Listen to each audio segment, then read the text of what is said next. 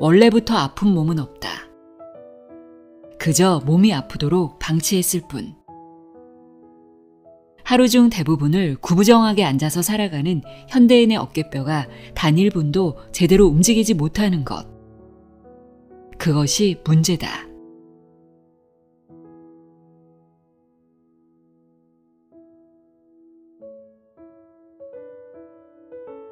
안녕하세요. 나의 소리책 갈피 소리내어 읽다입니다.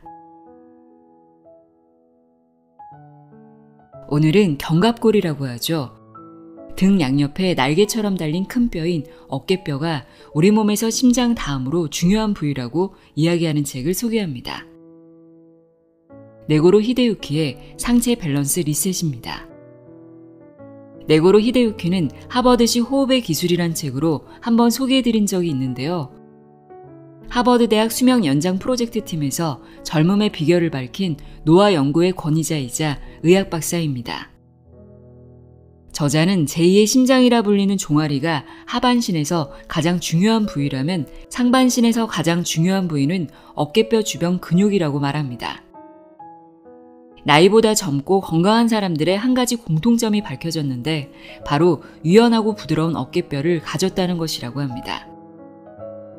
어깨뼈가 굳지 않고 부드럽게 움직이면 신체 밸런스가 건강하게 유지되어 평생 병 없이 약 없이 살 수 있고 어깨뼈가 굳는 순간 진짜 노화가 시작된다고 주장하는데요. 스마트폰이 생활화되면서 어깨뼈가 건강한 사람이 많지는 않을 거예요. 등이 굽고 어깨가 말려 목을 앞으로 내밀게 되는 시간이 길어지면 상체가 앞으로 쏠린 상태로 어깨뼈가 굳어버리고 마는데요. 이렇게 되면 어깨 주변에 있는 횡격막, 흉곽의 가동 범위가 좁아져 깊은 숨을 내쉬지 못해 호흡 기능이 떨어진다고 합니다. 호흡이 얕아지면 자율신경이 무너질 뿐만 아니라 모세혈관의 노화에도 영향을 미친다고 하는데요. 그렇다면 한번 굳은 어깨뼈는 다시 좋아질 수 없을까요? 다행히 좋아질 수 있다고 합니다. 굳어있는 어깨뼈를 꾸준히 쓰면 다시 부드러워진다고 하는데요. 이 책에는 짧은 시간에 간단하게 따라할 수 있는 어깨뼈 스트레칭 동작과 호흡법 등을 알려주고 있습니다. 매일 실천하면 상체 밸런스를 리셋시킬 수 있을 것으로 기대됩니다. 언제부턴가 허리와 무릎이 수시로 아프고 조금만 걸어도 숨이 차고 혈당과 혈압 수치가 자꾸 오르고 혈액순환이 잘 안 되어 부종이 심해지고 종종 옷을 입기 위해 팔을 들기만 해도 저릿한 통증이 느껴지기 시작했다면 오늘 이 시간 더 집중해서 들어보시길 바랍니다. 그럼 지금부터 상체 밸런스 리셋 내용의 일부를 읽어드립니다. 귀 기울여 들어보세요.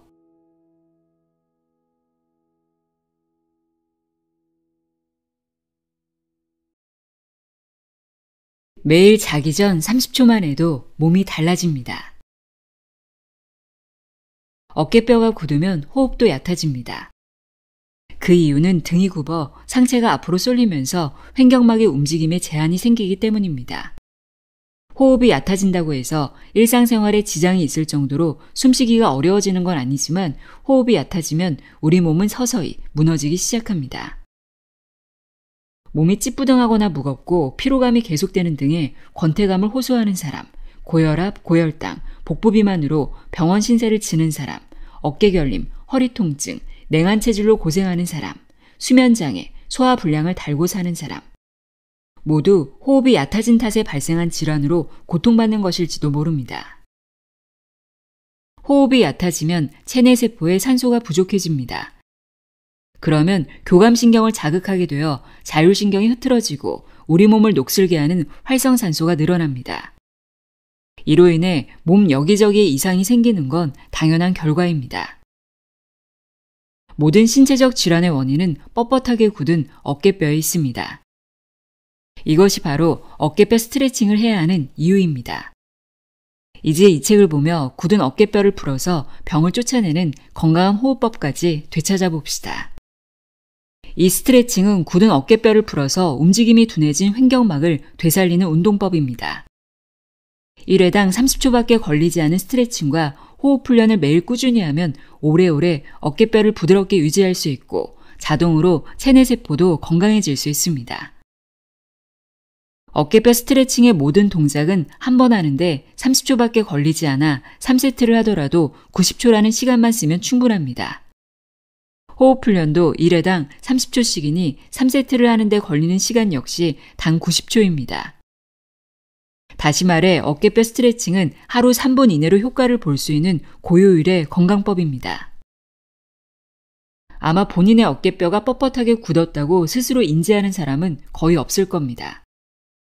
애초에 굳은 줄도 모른 채 사는 사람이 더 많습니다. 그러나 앞서 설명했듯 여러분의 몸에 발생하는 각종 이상 징후는 모두 어깨뼈가 원인일지도 모릅니다. 건강을 되찾게 해줄 어깨뼈 스트레칭, 지금 바로 시작해봅시다. 우리 몸이 늘 피곤하고 찌뿌둥한 의외의 이유. 평소에 여러분은 어깨뼈의 존재를 의식하며 지내나요? 아마 의식해 본 적 없는 사람이 대부분일 겁니다. 어깨뼈의 가동 범위가 경기 성적으로 직결되는 운동선수나 전문의 또는 트레이너가 아닌 이상 일상생활 속에서 어깨뼈를 의식하며 사는 사람은 거의 없습니다. 그러나 어깨뼈는 몸 전체의 건강에 아주 큰 영향을 끼칩니다. 어쩌면 여러분이 겪는 건강 문제는 어깨뼈의 움직임이 둔해진 탓에 생긴 것인지도 모릅니다. 컨디션 난조 및 건강 악화는 대부분 뻣뻣하게 굳은 어깨뼈에서 비롯되기 때문입니다. 어깨뼈는 자세와 상반신의 움직임, 그리고 온몸의 동작에 관여함과 동시에 호흡 및 자율신경과 아주 밀접한 관계에 있는 횡격막의 움직임에도 영향을 줍니다. 여기서 자율신경이 무너지면 컨디션 난조로 이어지고 각종 질병을 얻게 됩니다. 등 양옆에 날개처럼 달린 어깨뼈는 자유롭게 움직일 수 있다는 점이 특징입니다. 그러한 만큼 팔과 어깨를 중심으로 하는 상반신의 다양한 동작에 사용됩니다. 어깨나 팔을 올리고 내릴 때, 가슴을 활짝 펼 때, 팔을 돌릴 때 등 정말 많은 동작이 쓰입니다. 어깨뼈가 잘 움직이면 이와 같은 움직임 하나하나가 부드럽게 잘 이어지지만 반대로 뻣뻣해지면 많은 동작에 제한이 생깁니다. 하지만 프로 선수라면 모를까 일반 사람들은 어깨뼈의 움직임이 둔해졌다고 해서 당장 일상생활에 문제가 생기지는 않습니다. 굳은 어깨뼈를 방치하는 이유가 바로 이것입니다. 평소에 이를 의식할 일도 없을 뿐더러 상태가 나빠지고 있다는 사실도 깨닫지 못하니 점점 더 굳게 되는 것입니다. 그 결과 머지않아 여러 형태로 우리 몸의 각종 증상이 나타납니다. 그러면 먼저 지금 여러분의 어깨뼈는 얼마나 건강한지 확인해 봅시다. 내 어깨뼈는 얼마나 굳었을까? 어깨뼈 자가 진단 테스트. 가슴 앞에서 양 손바닥과 팔꿈치를 붙인다. 손바닥과 팔꿈치를 붙인 채 반드시 위로 올린다. 팔꿈치가 코의 높이까지 올라가나요? 팔꿈치가 코 높이까지 올라간다면 부드러운 어깨뼈입니다. 양 팔꿈치를 붙이는 동작이나 코 높이까지 팔을 들어올리기가 어렵다면 어깨뼈가 뻣뻣하게 굳었을 가능성이 높습니다. 다음 동작은 바르게 선 채 등 뒤에서 양손을 맞잡습니다. 맞잡은 손을 들어 팔을 올립니다. 팔을 올릴 때 상체가 앞으로 쏠리지 않도록 주의합니다. 팔이 60도 이상 올라간다면 부드러운 어깨뼈입니다. 팔을 들어올릴 수 있는 각도가 60도 미만이라면 어깨뼈가 뻣뻣하게 굳었을 가능성이 높습니다. 움직이지 않으면 결국 신체는 굳어버린다. 어깨뼈 주변 근육뿐만 아니라 본래 근육은 약 30살을 기점으로 나이를 먹을수록 조금씩 약해집니다. 특히 승모근처럼 큰 근육은 다른 근육에 비해 노화가 더 빨리 진행됩니다. 힘줄이나 인대도 나이를 먹으면 조금씩 뻣뻣해집니다. 관절 사이의 마찰을 줄이기 위해 분비되는 윤활의 양도 마찬가지로 줄어듭니다. 즉 어깨뼈는 그대로 방치하면 매년 조금씩 굳게 된다는 뜻입니다. 어깨뼈를 굳게 만드는 대표적인 물건으로 스마트폰이 있습니다. 많은 사람이 시간만 나면 스마트폰을 들여다봅니다. 카페, 지하철, 공원, 심지어 집에서도 계속 고개를 숙인 채 그저 손가락 몇 개만 움직입니다. 그러다 보니 어깨뼈를 쓰는 일이 거의 없습니다. 인간의 신체는 매우 똑똑해서 오랫동안 움직이지 않으면 그 기능은 필요 없다고 판단해 점점 퇴화하게 만듭니다. 상반신에서 가장 중요한 부위. 어깨뼈의 움직임이 둔해지면 상반신의 혈액순환에 문제가 생깁니다. 이것이 바로 뻣뻣해진 어깨뼈가 건강에 나쁜 영향을 미치는 첫 번째 원인입니다. 혈액순환이 나빠지는 이유는 어깨뼈의 움직임을 지탱하는 근육이 약해졌기 때문입니다. 근육은 몸을 움직일 뿐 아니라 외부 충격으로부터 내장을 지키는 쿠션 역할, 열을 만들어 체온을 유지하는 역할 등을 담당합니다.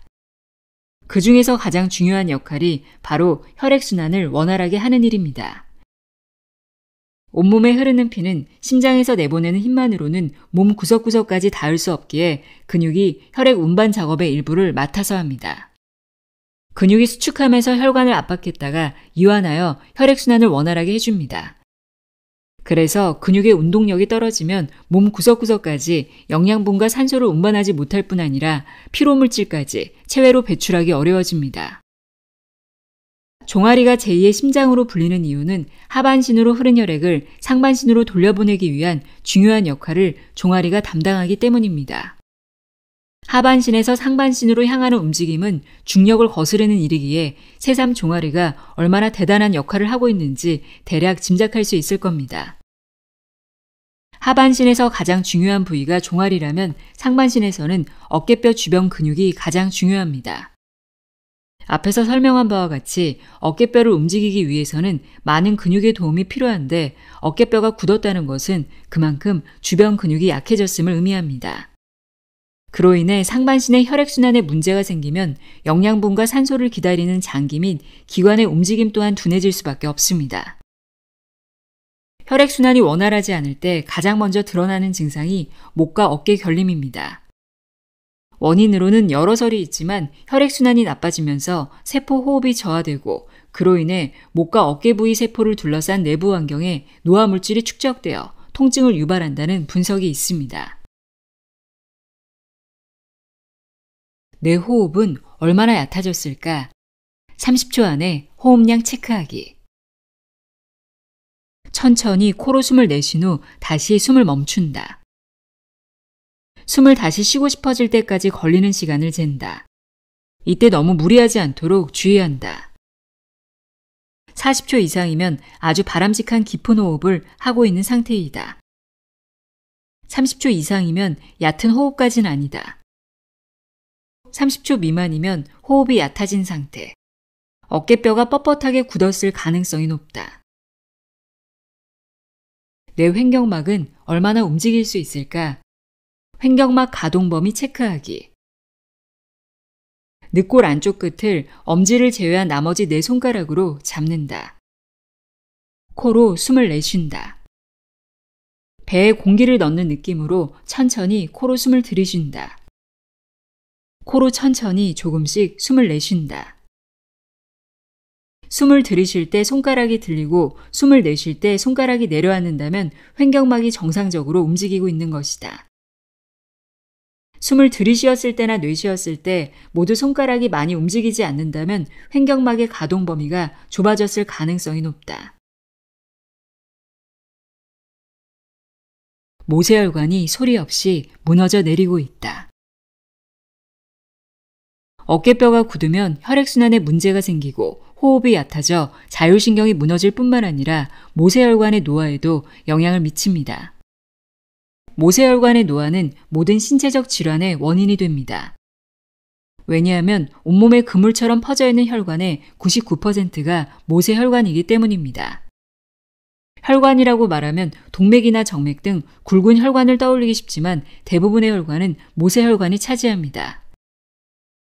혈관은 체내 장기 및 기관에 영양분과 산소, 호르몬, 면역세포를 운반하는 통로이므로 이 부분에 이상이 생기면 몸 곳곳에 문제가 발생합니다. 모세혈관의 주된 역할은 총 5가지입니다. 1. 산소를 운반하고 이산화탄소를 회수한다. 2. 영양소를 운반하고 노폐물을 회수한다.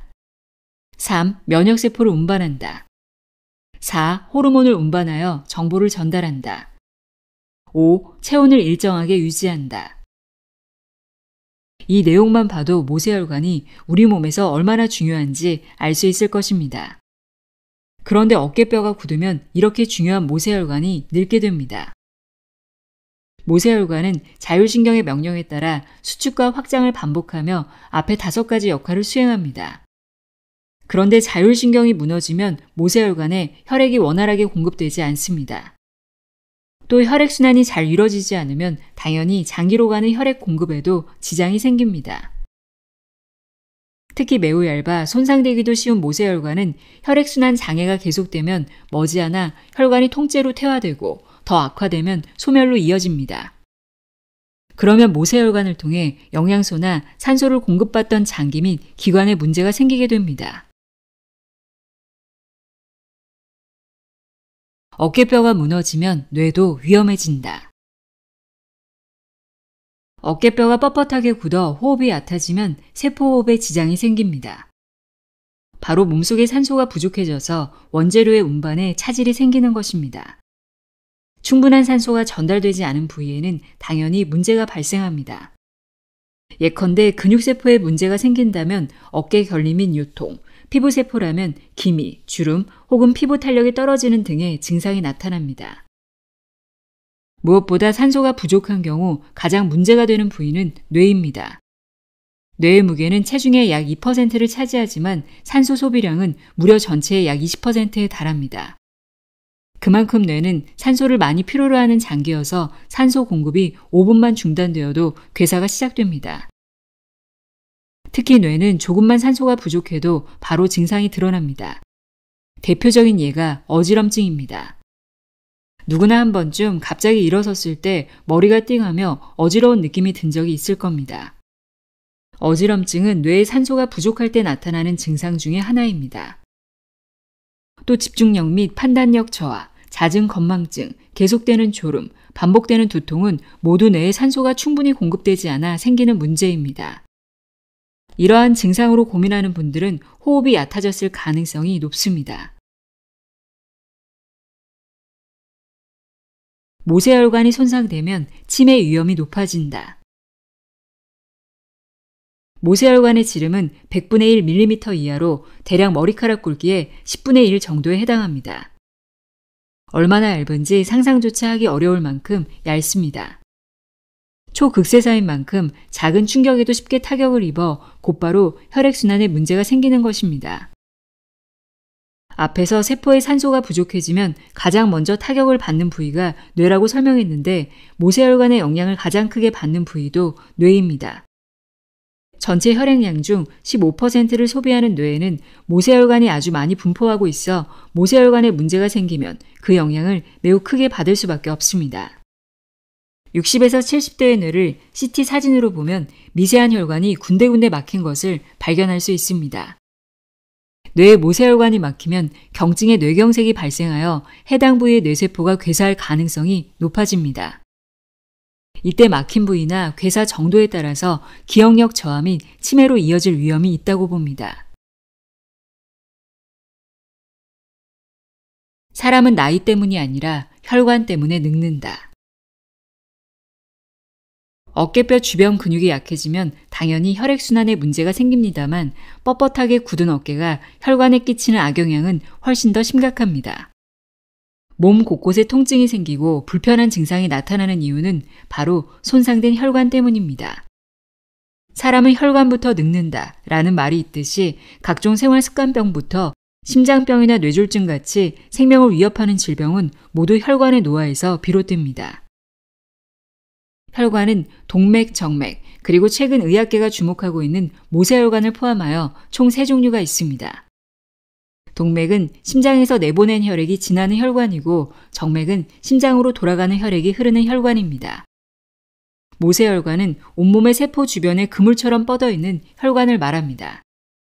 심장에서 내보낸 혈액은 동맥에서 나와 모세혈관 정맥순으로 흘러 40에서 60초 만에 우리 몸을 한 바퀴 순환합니다. 세 가지 혈관 중에 가장 많은 수를 차지하는 것이 모세혈관입니다. 더 정확히 말하자면 혈관 대부분은 모세혈관으로 이루어져 있으며 그 비율은 99%에 달합니다. 길이는 총 99,000km나 됩니다. 동맥, 정맥, 모세혈관의 면적 비율은 제각각 1대 2대 700에서 800 정도로 계산됩니다. 모세혈관은 맨눈으로 확인할 수 없을 정도로 매우 얇은 혈관인데 전체 혈관 중 99%를 차지하는 만큼 손상을 입거나 기능이 저하되면 해당 모세혈관이 있는 신체 부위에 당연히 문제가 생깁니다. 그리고 이 모세혈관을 상하게 만드는 주된 요인은 다름 아닌 뻣뻣해진 어깨뼈입니다. 검지 손톱을 꾹 눌러보면 모세혈관의 상태가 보인다. 뻣뻣하게 굳은 어깨가 모세혈관을 망가뜨리는 원인이 되는 이유는 호흡의 질이 떨어지면서 자율신경 기능이 무너지기 때문입니다. 혈관을 지배하고 조절하는 것이 바로 자율신경인데 만약 교감신경의 활성화 상태가 지속되어 신체의 밸런스가 무너지면 모세혈관 기능 또한 저하됩니다. 더 구체적으로 설명하자면 모세혈관 내의 혈액순환 기능이 떨어져 결국 더는 혈액이 흐르지 않게 됩니다. 다시 말해 몸속에서 어떠한 물질의 운반도 회수도 불가능해진다는 뜻입니다. 이러한 상태로 변한 모세혈관을 고스트 혈관이라고 부릅니다. 존재하지만 혈액이 흐르지 않는 혈관을 의미합니다. 고스트 혈관은 노화에 의해서도 발생합니다. 건강한 모세혈관 세포는 약 1000일 정도가 지나면 새로운 세포로 다시 채워지는데 40대부터 신진대사 기능이 떨어지면서 점차 죽는 세포 수가 증가해 60대가 되면 모세혈관 수가 40%나 감소합니다. 이때 고스트 혈관을 그대로 방치하면 혈관을 구성하는 세포가 죽어 혈관 자체가 소멸해버립니다. 그러면 당연히 모세혈관을 통해 산소와 영양소를 흡수하던 세포도 제대로 활동할 수 없게 되고 졸지에 기능 부전 상태에 빠진 세포를 떠안게 된 장기나 기관에서는 각종 질환이 발생합니다. 그러면 여기서 여러분의 모세혈관은 얼마나 건강한지 확인해 봅시다. 건망증이 잦아졌고 쉽게 짜증이 난다. 몸이 무겁다. 두근거림, 부정맥, 현기증, 고혈압 증상이 있다. 몸에 멍이 잘 들고 상처가 잘 아물지 않는다. 입이 건조하며 혀 색깔이 칙칙하다. 구취가 있다. 체기, 위통, 복부 팽만감이 있다. 쉽게 피로감을 느끼며 감기에 잘 걸린다. 다리가 저리거나 잘 붓고 손발이 차다.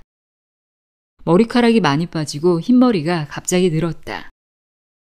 잠에 쉽게 들지 못하거나 설치는 편이다. 안색이 나쁘고 피부가 거칠어지며 김이나 주름이 늘었다. 안구 건조증 또는 눈이 시리거나 침침한 증상이 나타나며 자주 충혈되고 눈곱이 많이 생긴다. 코피가 잘 나고 콧물이 많다. 손톱색이 백색에 가까우며 손톱에 세로줄이 많고 표면이 울퉁불퉁하다. 여기서 몇 개나 해당하나요? 해당하는 항목이 많을수록 모세혈관이 퇴화했다는 뜻입니다. 모세혈관의 퇴화 정도를 확인하는 또 다른 방법을 알려드리겠습니다. 바로 손톱 압박 테스트입니다. 손톱으로 알아보는 모세혈관 건강 상태. 1. 두 손가락으로 반대편 손의 검지손톱 위아래를 감싸듯이 집어 5초간 세게 누른다. 2. 꽉 쥐었던 두 손가락을 펴서 손톱 색깔을 관찰한다. 손가락을 뗀 직후에는 손톱 아래 위치한 모세혈관의 혈액이 밀려나 손톱색이 하얗게 보일 겁니다. 그래도 금세 붉은색으로 다시 돌아옵니다.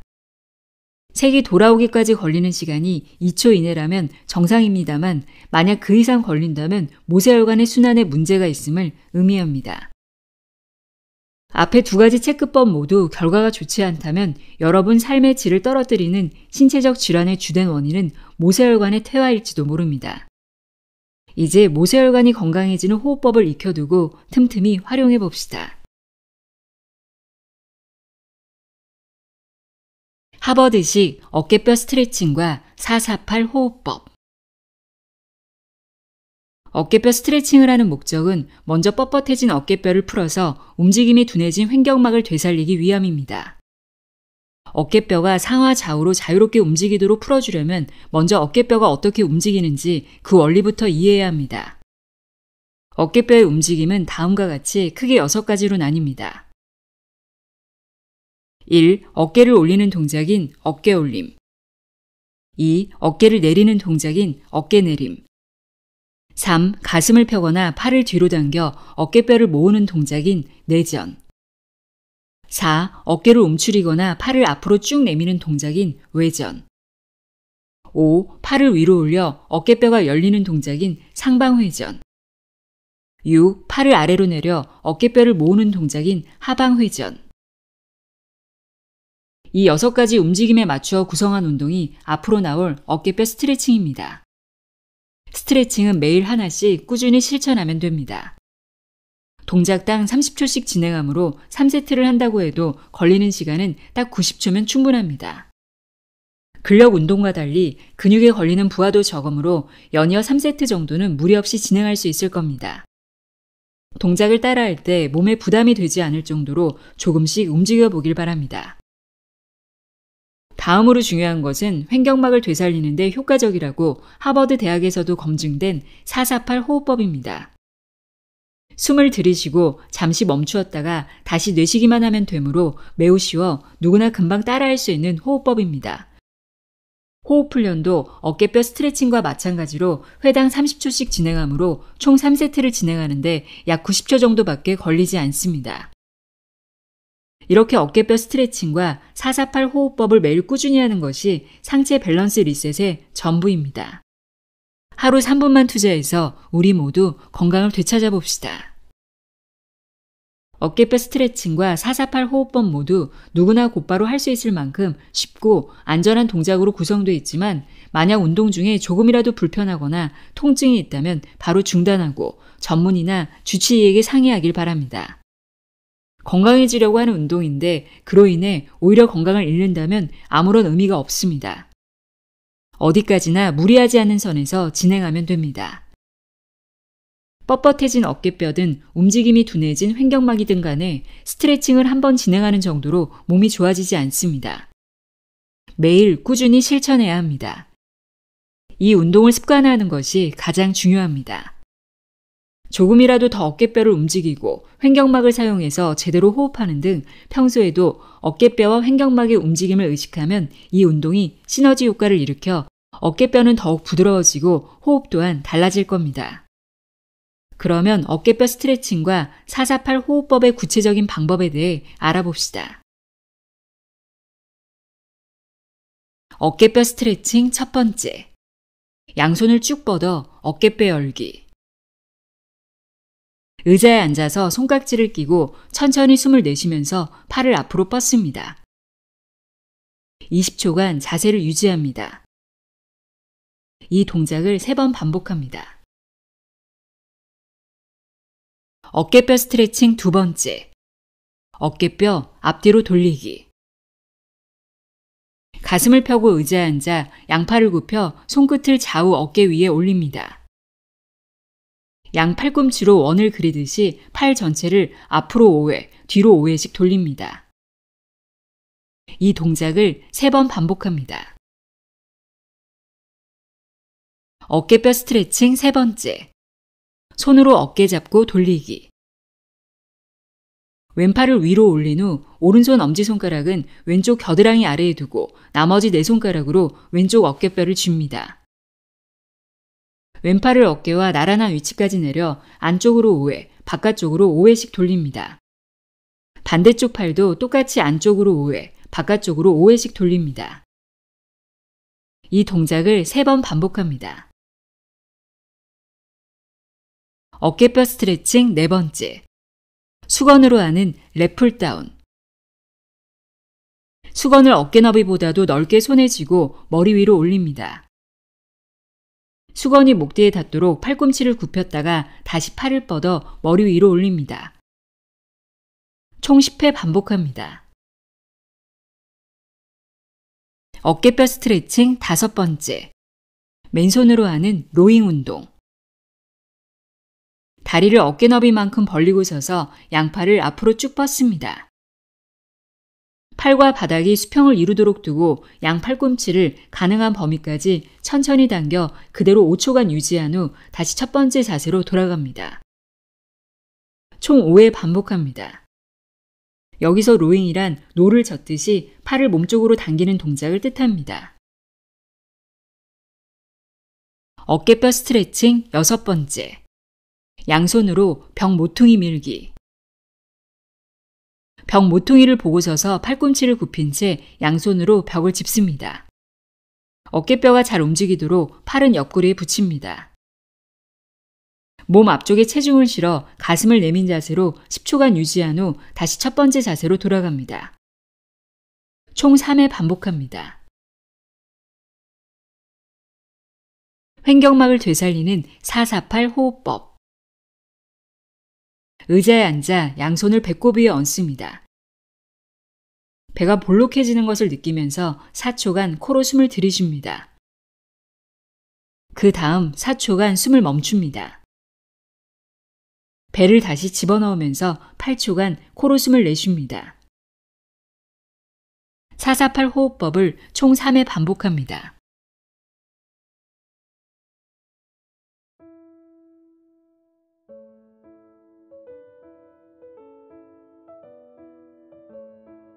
상체 밸런스 리셋 읽어드렸습니다. 어깨뼈가 바르게 움직이면 호흡이 제대로 이루어져 깊은 숨을 쉬게 되고 그러면 체내 산소의 양이 풍부해져 몸의 밸런스가 맞춰진다는 내용이었습니다. 어깨뼈가 이렇게 중요한지 몰랐는데요. 어깨뼈의 중요성을 인식하는 그런 시간이었길 바랍니다. 오늘도 함께 해주셔서 고맙습니다.